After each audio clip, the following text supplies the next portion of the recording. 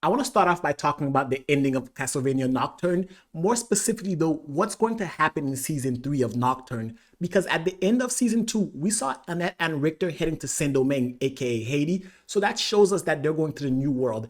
And I'm super excited, not just because I'm Haitian, flag right there, but mainly because what this means for the entire mythology of Castlevania as a whole. In the first 2 seasons of Castlevania Nocturne, the biggest crux of the show has always been ethnic religions. Not just ethnic religions, but the clash of religions while being respectful to all of them. This season pit Christianity against ancient Egyptian religion, as well as West African / Haitian religion. We also got a small glimpse of ancient Aztec religions when it came to Aurochs. And we know Aurochs is also going to head to the New World along with Mizrak. All of that is going to play a big factor in season 3, which is going to be an interesting change of pace for Castlevania as a whole. Now it's shifting from Europe to mainly focusing in the Americas. But let's start off with Annette, Saint-Domingue, Haiti, and the entire West African religion that they mainly focused on. More specifically, the time period that the show is taking place in is during the French Revolution, which was the catalyst for the Haitian Revolution, the only successful slave revolution in the history of humankind that ties deeply into not only their religion, but as well as the character of Cecile Fatiman, the woman that we saw throughout Castlevania Nocturne that raised Annette, taught her about her powers. What's fascinating about Cecile Fatiman is this woman, the character is based on a real person in Haitian history who lived to be over 100 years old and played a critical role in the Haitian Revolution. We saw in Castlevania how she helped Annette uncover her powers, but in real Haitian history, Cecile Fatiman played such a pivotal role as a mystical figure that helped the Haitian Revolution and empowered some of the generals of that revolution to actually win. So the fact that they're tying this into it and they're showing us the fusion of African religions, the key crux behind the power that Annette has been channeling comes from the Haitian Voodoo religion, which is directly, and I mean directly, taken from the ancient West African religions of Yoruba and combined with elements of Catholicism. Voodoo is so fascinating, but if you like the knowledge that I'm kicking and you want to support the channel, don't forget to hit the subscribe button, because notice that during the first 2 seasons of Castlevania Nocturne, Catholicism played a big role in it, which is why I talked about in the beginning of this video how I love the balancing act and the respectful nature of every religion. Even when the deity Ugun was talking to Annette about traveling into Sekhmet's realm, the fact that he said all gods respect each other's religions. With that being said, let's break down just exactly who Ugun is and kind of give a basic understanding of the different religions that are at play here before we dive into the Aztec gods that are going to play a pivotal role in the 3rd season. And I want to start off with Ugun, the forger god of the Yoruba religion, who's also called Ugu in Haitian Creole. If you're not used to West African religions, the best way I can say this is to think of Ugun as the Archangel Michael from the Christian mythology, Michael being the first angel that God created. Ugun is essentially a primordial Orisha.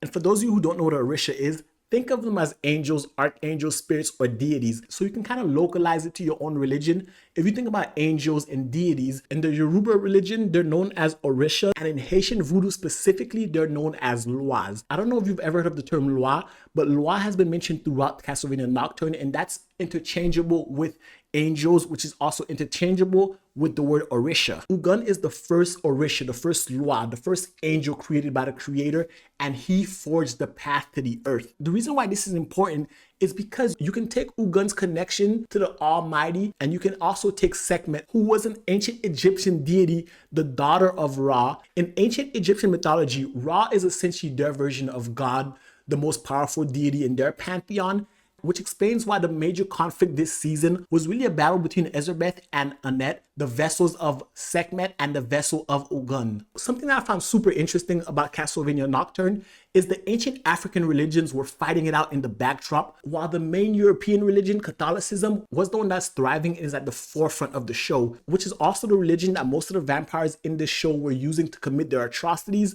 kind of mirroring the real life instances of Christian conquistadors or Christian conquerors using that same religion to spread their message across or spread their terror to new lands, whether it's the Americas, Africa, or even Asia, as we saw Alucard talk about Asia in the final episode, which makes you really think about the different factions and different religions at play here. None of the religions are inherently evil, but it's the practitioners of said religion that add their evil intentions and distort the religions to their own means. Sekhmet, being an ancient Egyptian goddess, has many different facets about her. She's the goddess of war as well as the goddess of healing. However, even though Jota started off worshiping her as the goddess of healing. Because of her anger and her own personal reasons, she decided to focus on the aspects of Sekhmet being a goddess of war and a goddess of vengeance, completely bypassing the healing aspect, which is why for thousands of years, he searched for someone like Ezebeth to take on the mantle of war and vengeance, someone as evil as Ezebeth, who's actually based on a real person called Elizabeth Báthory.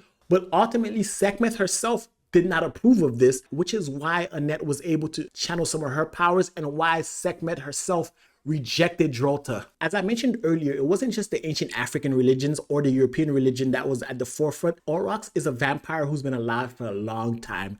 Before he was a vampire, he was conquered by the conquistadors of Spain. Those same conquistadors used Catholicism to help them spread terror throughout Central and South America, therefore wiping out the local populations and erasing their gods.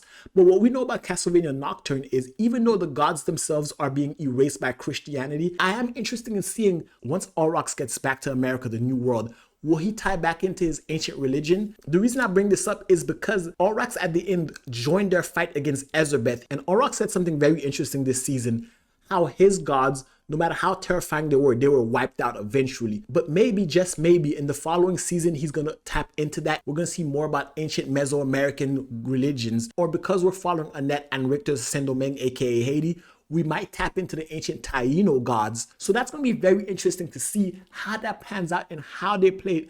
I have full faith in Castlevania. They've been nothing but respectful to my culture and almost every other culture that they've actually covered. I'm happy to see what's going to happen next season. We can't forget it's not just those ancient American gods. We're also going to focus on other gods. We saw at the end the shadowy creature that took the abbot and was also trying to tempt Aurochs to save Mizrak's life is now working with the vampire Terra, who's the mother of Maria. The reason I bring that up is because we found out the name of this god, and that god was Mephistocles, aka Mephisto. Not like the one from the comics, but Mephisto is another European god. So we're trying to see how different ancient pagan, is pagan the right word? I want to say pagan, but they're not necessarily pagan because voodoo itself is a combination of ancient Yoruba religions as well as an influx of Catholicism. It's really a Creole religion. What I mean by Creole religion is it's an amalgamation of many various religions. There's even traces of ancient Egyptian religion inside of it, but I don't want to get too much ahead of myself because we haven't seen exactly what's going to happen in season 3. We do know Aurochs is also going to the Americas. We also know the potential for Alucard to go to Asia and us to dive into ancient Asian religions, ancient Asian mythologies. All that is on the table for season 3 because the main crux and the main theme of Castlevania Nocturne is not about the battle between vampires or the battle between good and evil. It's actually the battle between the past and the future. We saw Juice Belmont, the grandfather of Richter, also be part of the past and how the new generation is moving beyond what the past had. So even these ancient religions, whether it's the ancient Yoruba religion who evolves into the Voodoo religion, and we saw that perfectly with Annette, or how they defeated Sekhmet and essentially are leaving the African religions behind and moving to the Americas. All that plays a crux in Castlevania. But guys, that's just my thoughts about what Castlevania Nocturne is about. I'd love to hear your thoughts about it in the comment section below. And if you like this video, give it a thumbs up, hit the subscribe button, and until next time, peace.